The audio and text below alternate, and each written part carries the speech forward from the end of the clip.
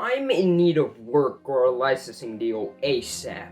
Quick look at my savings reveals that I'm worth around a pencil and a half, so I guess I better start looking for a winter job. Why not a summer job? That's more fun if you gloat. Aha! There's this pretty cool agency called the Society Created to Reinstate Unemployed Beings Speedily, or Scrubs for short, and it's pretty cool. All I need to do to apply is ramble on for 10 odd minutes about something that shows how unemployed I am.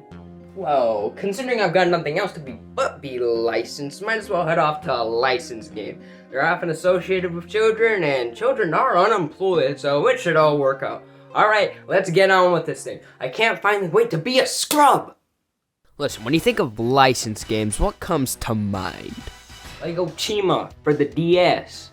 No. How about the best license games to ever exist?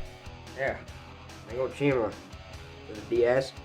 Based on the James Bond film with the same name, Goldeneye is probably one of the best games on the N64. Starting development in 1995 as a rail shooter, releasing later as a full-fledged FPS that made some pretty big leaps, some attention was garnered. Ignoring the fact that a licensed game came out 2 years after the movie did and still managed to sell more than 8 million copies on a console that sold 32 million, it's pretty obvious that someone did something right here. Well, I'm gonna put on this suit like I'm about to knock on somebody's door for a tax audit and do what I'm here to do. Get out of unemployment. After some spinning logos go by, we get a mock James Bond intro, gun barrel and all. The purpose of this is a bit more in-depth, however. According to Nintendo, the game felt a bit violent for their liking, and as such, this cast introduction as well as the entire credit sequence bolster the fact that yes, this is a movie. Past that intro though, we have a pretty standard menu, files and all. I really like the aesthetic here. Definitely nails that mission debriefing vibe that pre-planning should have, especially for the music and the plain industrial colors. Same with the actual interior of these menus, with all the folder tabs and stamps. Selecting a mission is a pretty straightforward process, along with choosing a difficulty, details about which I'll provide later. There's one last cool aspect about these menus though, and that's the inclusion of text to set the stage. These paragraphs are pretty useful for people who haven't heard much about the story beforehand and can as well provide some useful gameplay tips. In honesty, I wish more games provide background for the levels, not just licensed games but old games in general, as not playing for a while can leave you a bit confused both plot and action wise. Not much else to say here, so let's head into a mission.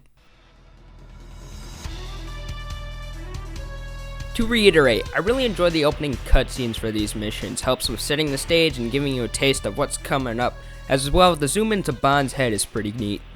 Taking a look down from the screen, we have to mention the mode of plastic we play this game on.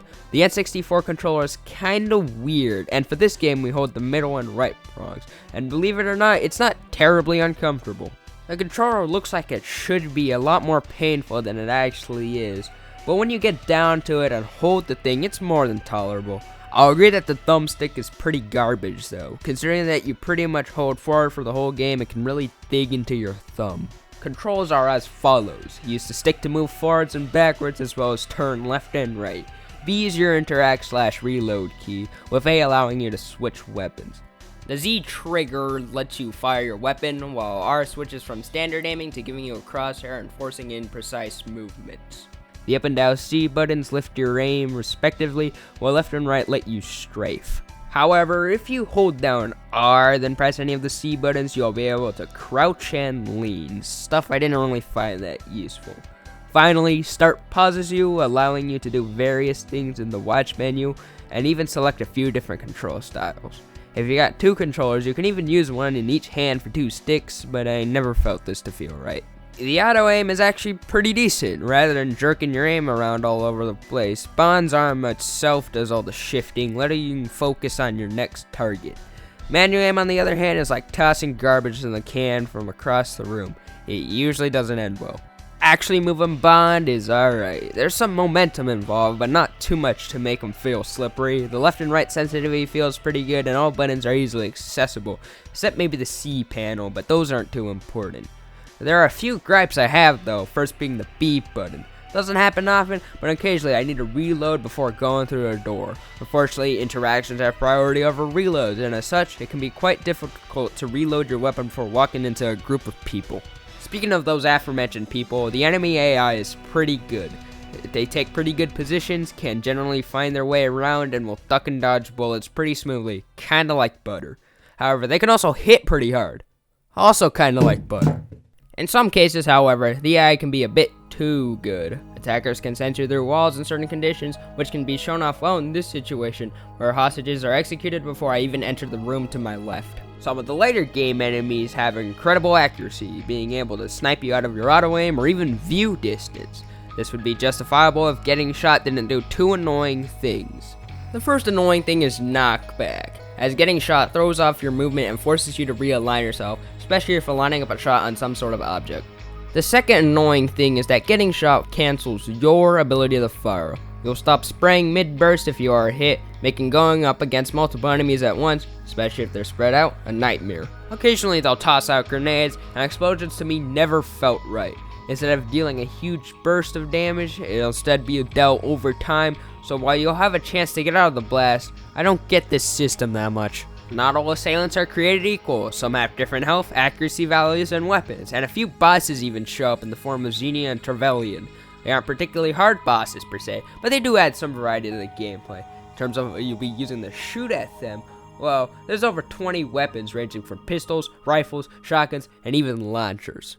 Each level has its own set of armaments, so you won't be seeing the same weapons everywhere, and while the look of each is nice, over half are just your basic automatics, so. With around 20 missions and completely different objectives for each, the levels rarely blend together. Sometimes you'll be meeting up with double agents for intel, planting mines on gas canisters, cruising down the streets in a tank, or simply contacting helpful hands. On the other hand, objectives can be obscure, confusing, or downright unfair. For instance, you have the level, Statue, in which you are supposed to unmask Janus as your second objective. You do this by talking to him, which makes sense. Unfortunately, the game doesn't mention that he won't talk to you unless you are unarmed, and if you don't remove your weapon before triggering the event, the objective fails.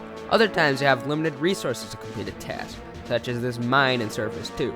You're supposed to place this on a helicopter, but if you accidentally chuck it somewhere else, your run is done for. But for the objectives the game does get right, it does so spectacularly. From sabotage to defense segments, escape sequences, and stealth, there's quite a bit to do, and with 3 different levels of difficulty providing different objectives, there's a lot to work towards. There isn't much fun to have if the levels aren't any good to play, and Goldeneye's lot is solid for the most part. There's 20 missions in total, although a couple are reused, being both Severnaya levels, but they're different enough from each other that they're basically their own things. Level design, aesthetically, is top-notch for the era. Goldeneye is one of the first FPS games to focus on a more realistic setting, rather than scrambling through textured mazes. You'll find standard office equipment and such laid around, bookshelves and boxes in various places, and some rooms that are pretty similar from views from the movie. There's quite a bit you can do with the levels themselves, such as shooting out lights, activating alarms, and destroying furniture. Some missions require an understanding of the movie for the plot, such as streets in which Natalia is captured, but this isn't actually shown either in the cutscene or through text. Even so, the game throws out some factors to make for a better playing experience. For instance, Frigate doesn't revolve around a hostage situation, and Bond never goes to Severnaya in the movie, much less twice, but I'll take a better game over a faithful experience most days. Past the naked eye, the gameplay aspects of these maps are variable. Great at best, while slightly below tolerable at the bottom. There's 2 extremes in terms of map designs here, being very huge and large, or cramped and maze-like. Levels like Surface or Statue fall into the open area category, with large plain sections without much to do in between objectives. The scale of these is impressive, but due to the fog placed to keep framing up, the visibility can be poor, and the enemy placement is often terrible, instead resorting to constant respawning.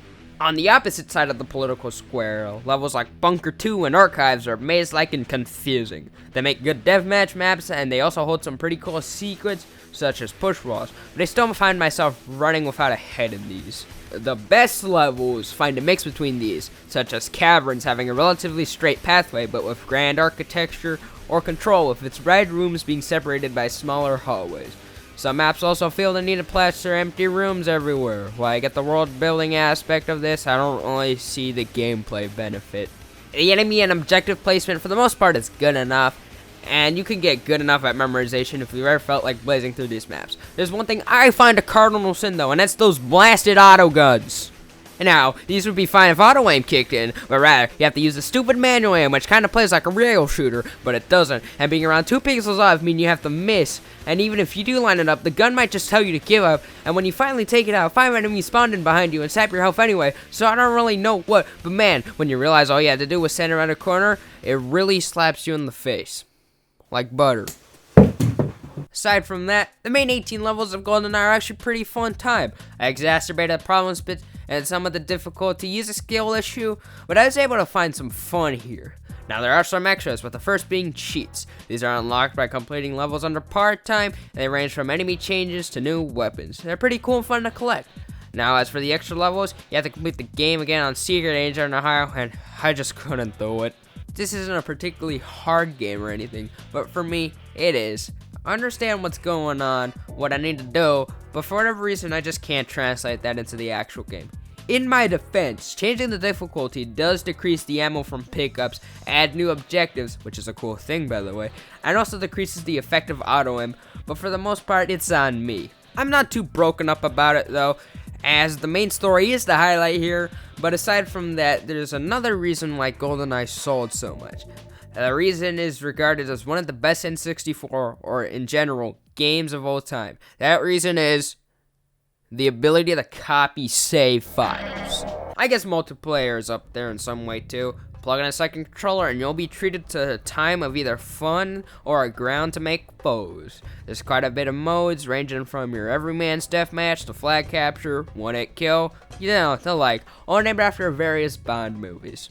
There's also a fair bit of maps with different styles of gameplay, and with up to 4 players, this is probably the main reason Goldeneye reached such a high status. Goldeneye is most likely the first stepping stone in terms of handling original FPS titles on a console. It first implemented concepts like auto-aim and also took a stance against simple Doom clones and set up the beginnings for something like Halo.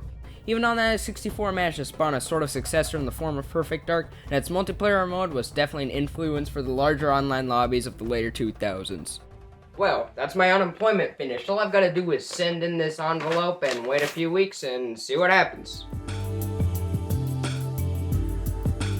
Turns out, I sent my application to Scrub, not Scrubs.